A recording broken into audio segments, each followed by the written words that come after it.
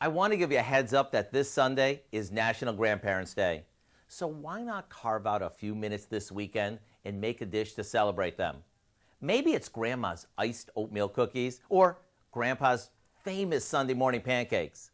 No matter what your favorite recipe of theirs is, we have one that is grandparent approved. To make it, all we do is cook a pound of spaghetti like we normally would do and drain it well. While that cools, we saute some onions, peppers, and mushrooms in a bit of butter.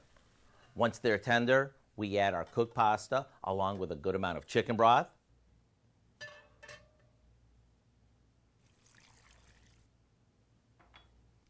some condensed cheese soup,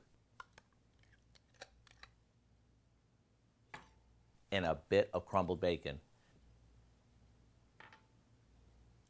After it's mixed, we spoon it into a baking dish and into the oven it goes. In less than 30 minutes, when it comes out all bubbling hot, it's ready to serve.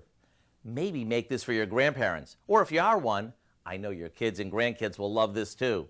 I do hope you'll go online and get the recipe for what we call Grandma's Best Casserole. This way you'll have a new recipe that can be passed down generation after generation.